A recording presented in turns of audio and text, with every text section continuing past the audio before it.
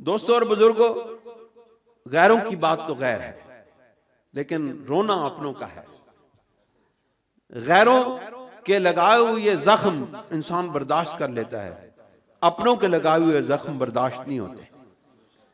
اور دوستو، انہی زخموں میں سے ایک زخم جو ہے، بات کھل کے کرنی چاہیے حضرت، ڈرنا کیا، اور مر کے بعد میں پھر بندہ کہتے رہے کہ کاش مرنے سے پہلے میں نے یہ بات کہی ہوتی، اپنے دوستوں کو، اپنے بچوں کو یہ بات سمجھائی ہوتی، تو ہو سکتا ہے کہ وہ گمراہ ہونے سے بچ جاتے، بلکہ بالیقین بچ جاتے۔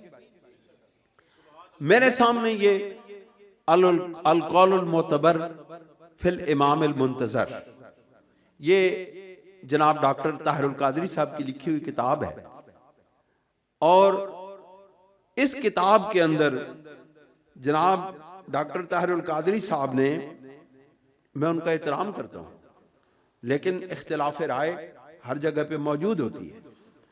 یہ کتاب لکھ کے اور ایک اور کتاب لکھ کے انہوں نے شیعہ کے ہاتھ مضبوط کیے ہیں۔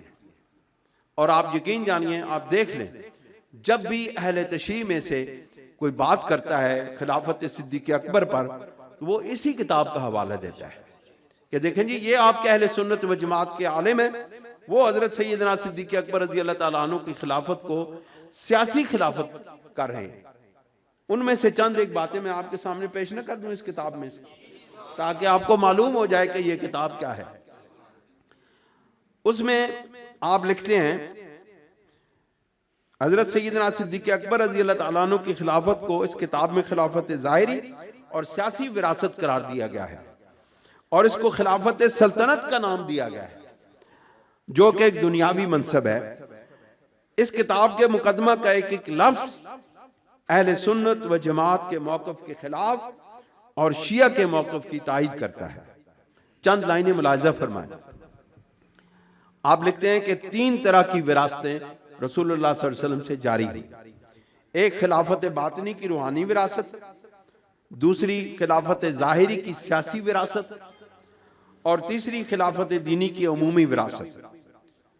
پھر آگے جا کے لکھتے ہیں کہ خلافت باطنی جو ہے، یہ خلافت باطنی کی روحانی وراثت اہل بیت اطہار کو، خلافت ظاہری کی سیاسی، لفظوں پہ غور کریں، خلافت ظاہری کی سیاسی وراثت خلفائے راشدین کی ذوات مقدسہ۔ حیرت کی بات ہے، خلفائے راشدین میں حضرت علی کرم اللہ وجہ الکریم بھی ہیں۔ جس وقت بندے کی مت ماری جاتی ہے نا، تو پھر وہ اسی طرح کی باتیں کرتا ہے۔ کہتے ہیں کہ خلافت ظاہری کی سیاسی وراثت خلفائے راشدین کی ذوات مقدسہ کو۔ پھر چند لائنیں آگے جا کے لکھتے ہیں کہ پہلی قسم کی خلافت ولایت قرار پائی، دوسری قسم کی خلافت سلطنت قرار پائی۔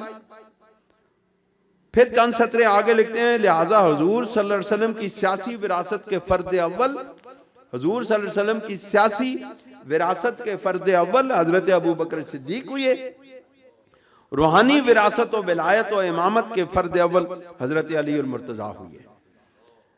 اس سے آگے رافضی عقائد کی جھلک اس طرح نظر آتی ہے کہ خلافت ظاہری دین اسلام کا سیاسی منصب ہے، خلافت باطنی خالصتاً روحانی منصب ہے، خلافت ظاہری انتخابی و شرعی امر ہے، خلافت باطنی محض وہبی اور اجتماعی امر ہے۔ آپ دیکھیں کہ خلافت ظاہری کو، یعنی کہ جو صحابہ کرام کی جو خلفائے راشدین کی خلافت ہے، اس کو سیاسی وراثت بنا کر کے ایک دنیا داری کا منصب بنا کے پیش کیا گیا، اور خلافت باطنی کو وہابی اور اجتماعی بنا کے پیش کیا گیا۔ اب بتائیں کہ جس خلافت کا وعدہ اللہ رب العزت کر رہا ہے، اب ذرا قرآن مجید کی اس آیت کو اپنے ذہن میں لائیں، جس خلافت کا وعدہ اللہ رب العزت کر رہا ہے وہ سیاسی ہو گئی، اور اس کو وہابی اور اجتماعی کرنے سے انکار کر دیا گیا۔ کیا اللہ رب العزت کا وعدہ وہابی نہیں ہے؟ وہابی کہتے ہیں اس کو جو اللہ تعالیٰ کی طرف سے عطا کیا جاتا ہے، اجتماعی کہتے ہیں جس کے لیے اللہ رب العزت چن لیتا ہے۔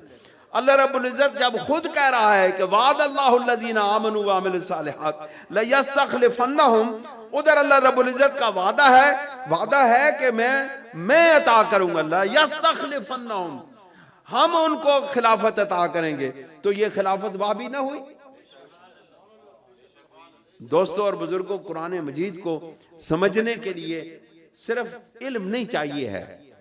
قرآن مجید کو سمجھنے کے لیے اس سینے کے اندر جو دھڑکتا ہوا دل ہے وہ بھی روشن چاہیے.